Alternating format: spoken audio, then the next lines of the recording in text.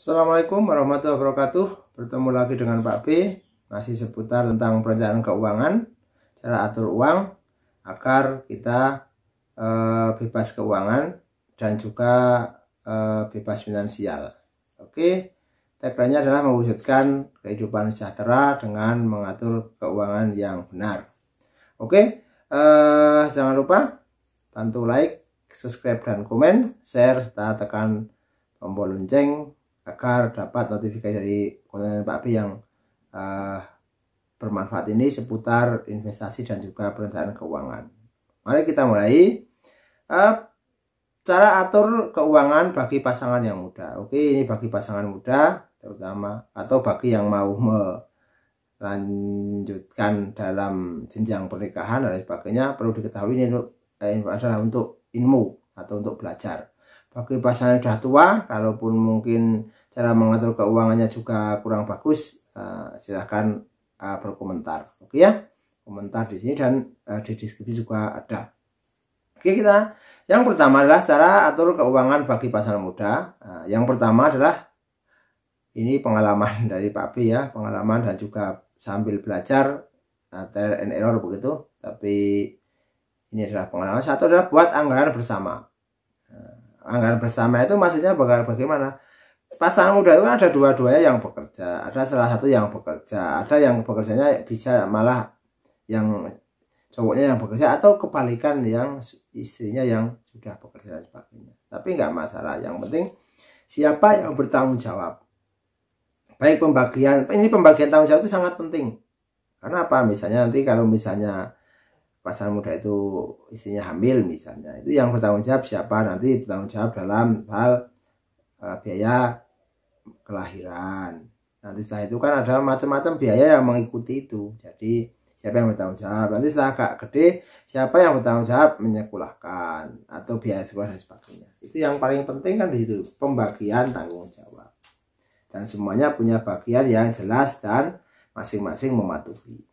Itu agar apa? Agar dalam perjalanan rumah tangganya itu jadi secara keuangan itu bagus. Tapi tidak membahas secara pribadi tidak, tapi membahas secara keuangan itu bagus. Karena apa?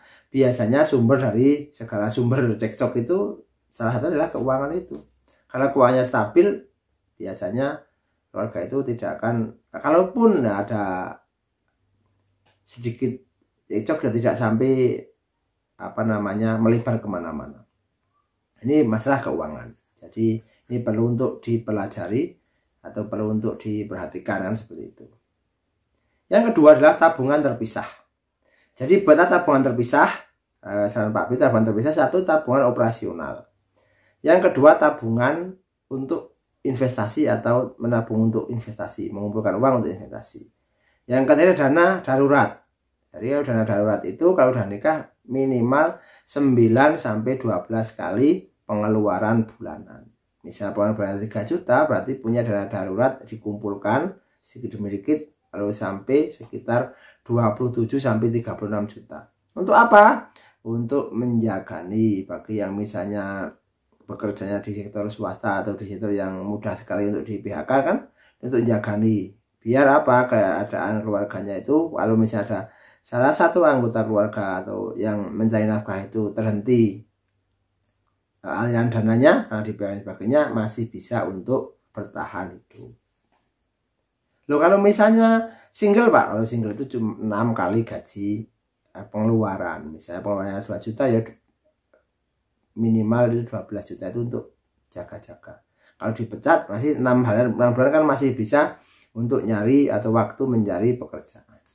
Kalau kan operasionalnya dibedakan. Jadi masing-masing keluarga pasangan itu biasanya kan cuma satu itu dibedakan. Bahkan ada mungkin untuk operasional itu dipegang istri, misalnya untuk yang tabungan dan dana dipegang suami atau kebalikan dan sebagainya, atau tiga-tiga dipegang istri. Biar apa? Biar pengawasannya selalu ada. Oh ini uangnya kalau yang ini jangan diapa-apakan. Nanti kalau sewaktu-waktu dibutuhkan itu ada. Oke. Yang ketiga tabungan masa depan, yaitu investasi.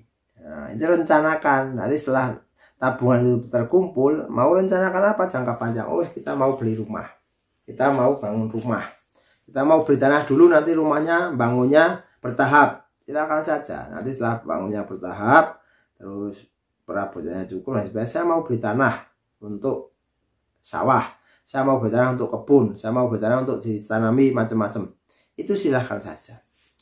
Tapi perlu direncanakan dalam jangka panjang, jangan sampai membeli dengan cara berhutang, kan seperti itu.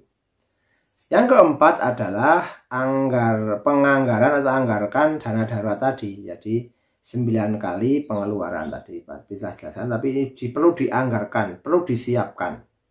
Kalau misalnya itu pengeluarannya 3 juta, misalnya saja, tergantung keluarganya berapa. Itu seperti itu bisa harus 9 kali. Terus 9 kali pengeluaran. Berarti kan butuh 27 juta. Itu butuh berapa bulan untuk mencapai itu? Misalnya setiap bulan bisa menyisihkan 1 juta. Berarti 27 bulan kemudian sambil berjalan untuk menyiapkan dana darurat itu nanti akan tercapai. Kan seperti itu. Nabung jalan terus, dana darurat juga jalan terus, operasional nggak terganggu, jalan-jalan juga tetap berlangsung. Itu kan hebat seperti itu kalau perencanaan keuangannya itu bagus. Yang kelima adalah rencanakan beli rumah. Seperti tadi jangka panjang beli rumah atau bangun rumah. Kalau bangun rumah beli tanah dulu, nanti nyelengi lagi atau nabung lagi, jadi beli bahan bangunannya lalu dibangun. Kalau beli rumah beli langsung, bisa beli developer atau beli rumah second atau dimanapun tempat. Itu tergantung. Nanti akan ada konten tersendiri ya tentang beli rumah. Bisa dalam 5 tahun beli 1, 10 tahun beli 2, 15 tahun beli 3, atau 15 tahun bangun 1, 5 tahun bangun 1, 10 tahun bangun 2, 15 tahun bangun 3. Tunggu saatnya ya. Terus yang keenam adalah diskusikan secara terbuka, tidak ditutup-tutupi ya. Misalnya penghasilannya segini, penghasilannya segini, nanti tanggung jawabnya yang ini siapa, atau misalnya penghasilannya hanya single penghasilan, berarti ini penghasilannya digunakan untuk seluruhnya dalam operasional di pasangan muda tersebut. Karena biasanya pasangan muda kan belum ada punya anak atau punya anak masih kecil, atau bahkan yang baru mau melakukan, kan seperti itu. Ini perlu diperhatikan ya. Oke, yang ketujuh adalah monitor anggaran pengeluaran.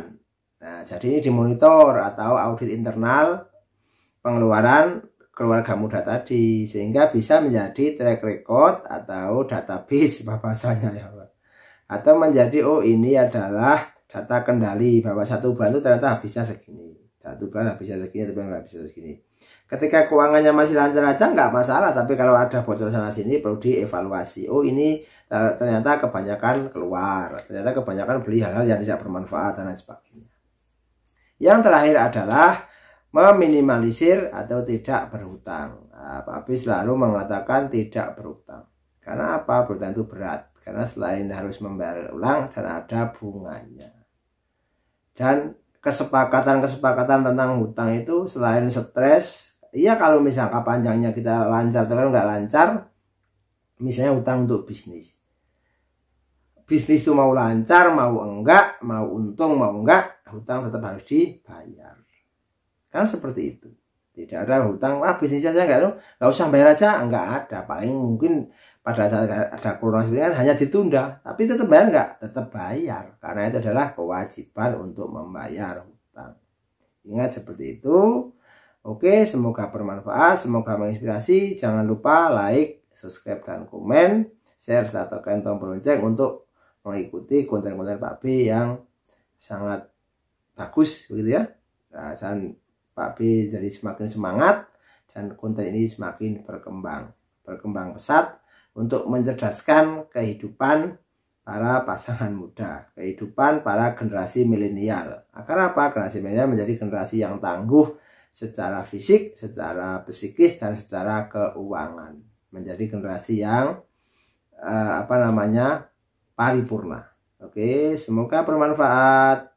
See you next time.